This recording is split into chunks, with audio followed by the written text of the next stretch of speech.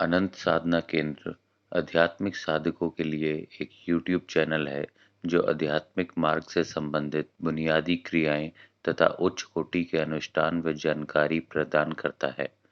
हमारे यहाँ किसी प्रकार के गंदे ताबीज नहीं बेचे जाते। ये जानकारियाँ केवल साधकों के ज्ञान हेतु दी जा रही हैं।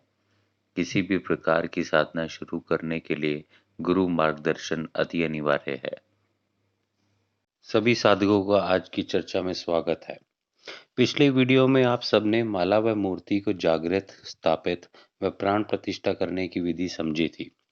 आज हम आपको इस विषय की जानकारी देंगे कि किस माला से किस भगवान का जाप करना चाहिए, अर्थात जाप साधना सिद्धि के समय आपको कौन सी माला का प्रयोग चयन करना चाहिए और माला का जाप किस प्रकार करें, जाप में कौन सी सावधानियां बरतनी चाहिए। आइए शुरू करते हैं आज की चर्चा। भगवान की कृपा पाने के लिए सबसे सरल मार्ग है जप, और जप में माला का विशेष स्थान है। सही माला का चयन करके ना केवल आप अपनी मनोकामनाएं भगवान तक जल्द भेज पाते हैं, अपितु एकाग्रता के लिए भी माला का प्रयोग किया जाता है। अपने पूजन देव देवी के अनुसार माला का चयन करना चाहिए। माला से जाप करते समय ध्यान रहे, अधिकतर माला में मणकों की गणना 108 होनी चाहिए। किसी किसी विशेष उद्देश्य से या साधना में 27 मणकों वाली माला का भी प्रयोग किया जाता है। माला जाप के समय माला को सदैव गौमुखी में रखें। पूजा के बाद भी अगर माला आपकी पूजा स्थान पर रखी हुई है तो उसे कपड़े से ढक कर रखें। कोशिश करें किसी दूसरे की नज़र उस माला पे ना पड़े। जाप के समय अपनी तर्जनी उंगली से माला को कभी न छुएं। तर्जनी उंगली से माला को छूने से आपका पूरा जाप निष्फल हो जाता है। तर्जनी उंगली केवल और केवल तंत्र की कुछ उच्च कोटि की साधनाओं में ही प्रयोग करी जाती है। स्वयं माला रचना करने पर हर मणके के बाद एक गांठ जरूर होनी चाहिए। 108 मनके हैं तो आपको हर मनके के बाद एक गांठ अर्थात 108 गांठ का प्रयोग बनाना है। अब जानते हैं किस देव देवी के लिए किस माला का प्रयोग करना चाहिए। देव देवी के अनुसार माला का चयन करना बहुत अनिवार्य है। इससे आपको साधना में सफलता या आपके उद्देश्य में सफलता मिलना बहुत आसान हो जाता है। अगर आप शिव भगवान की आराधना कर रहे हैं, जाप कर रहे हैं, पूजा कर रहे हैं, साधना कर रहे हैं या सिद्धि कर रहे हैं, तो आपको रुद्राक्ष की माला का प्रयोग करना चाहिए। अगर आप ब्रह्मदेव श्री ब्रह्मा जी की पूजन कर रहे हैं या जाप कर रहे हैं, तो आपको सफेद चंदन, श्वेत चंदन की माला का प्रयोग करना चाहिए। भगवान विष्णु की आराधना में या जाप में आपको तुलसी की माला प्रयोग करनी चाहिए। माँ लक्ष्मी के पूजन में, माँ लक्ष्मी की आराधना में स्फटिक की माला या कमल गट्टे की माला का प्रयोग बताया गया है। माँ बहुत ही जल्द लक्ष्मी माँ बहुत ही जल्द प्रसन्न हो जाती है कमल गट्टे की माला या स्फटिक की माला से अगर जाप किया जाए। माँ दुर्गा, नव दुर्गा, माँ दुर्गा का रूप रक्त चंदन, हल्दी की माला, स्फटिक की माला से जाप करने से बहुत जल्दी प्रसन्न होती हैं। इसी के साथ साथ आप नवग्रहों का भी पूजन कर सकते हैं। नवग्रहों को आप अलग अलग प्रकार से भी कर सकते हैं और एक साथ भी कर सकते हैं।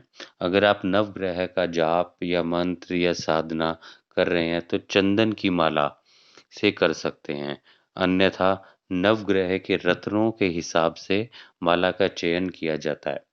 जैसे सूर्य के लिए माणिक या लाल चंदन का प्रयोग किया जाता है।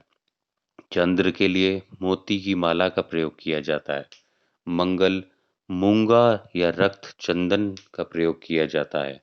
बुध के लिए हरा हकीक या चंदन की माला का प्रयोग किया जाएगा। बृहस्पति के लिए हल्दी की माला का प्रयोग किया जाएगा। शुक्र के लिए स्फटिक की माला का प्रयोग किया जाएगा। शनि राहु केतु के लिए चंदन की माला का प्रयोग कर सकते हैं। उसी प्रकार श्री राम जी की पूजा के लिए या आराधना के लिए, जाप के लिए तुलसी की माला का प्रयोग किया जाता है। श्री कृष्ण के लिए श्याम तुलसी का प्रयोग किया जाता है। वहीं हनुमान जी के लिए, श्री हनुमान राम भक्त हनुमान जी के लिए लाल चंदन या रुद्राक्ष की माला का प्रयोग किया जाता है। गणेश जी के लिए स्फटिक की माला या चंदन की माला का प्रयोग किया जाता है।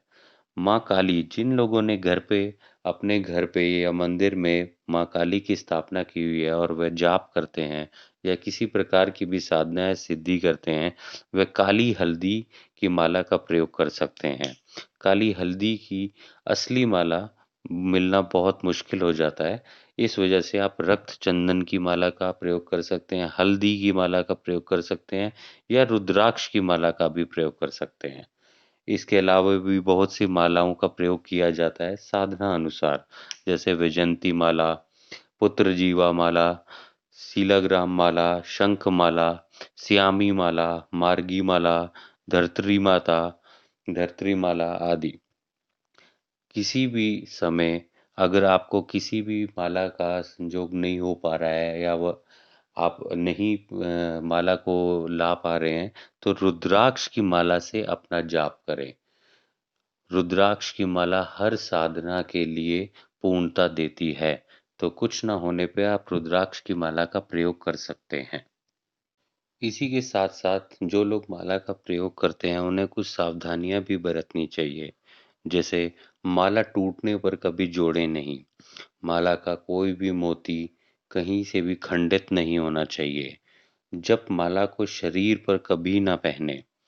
माला पहनने से पहले जागृत ज़रूर कर लें। जो माला शरीर पे पहनने हेतु बनाई गई है या आपने ली है, उसे जागृत ज़रूर करें और समय-समय पर उद्देश्य के अनुसार माला को अभिमंत्रित करते रहें। किसी दूसरे की माला पर कभी जाप ना करें, ना ही अपनी माला किसी को जाप के लिए दें। माला से संबंधित अगर आपका कोई भी और प्रश्न है तो आप नीचे कमेंट्स में पूछ सकते हैं या हमारे केंद्र के ग्रुप में भी आप प्रश्न पूछ सकते हैं। धन्यवाद। आशा है आप सबको हमारे द्वारा बताई गई शुरुआती जानकारी पसंद और समझ आई होगी। इसी प्रकार की और जानकारियों और प्रयोगों के लिए आप हमारे व्हाट्सएप या टेलीग्राम ग्रुप से भी जुड़ सकते हैं। हमारे फेसबुक पेज, व्हाट्सएप ग्रुप और टेलीग्राम ग्रुप की जानकारी नीचे डिस्क्रिप्शन बॉक्स में दी गई है।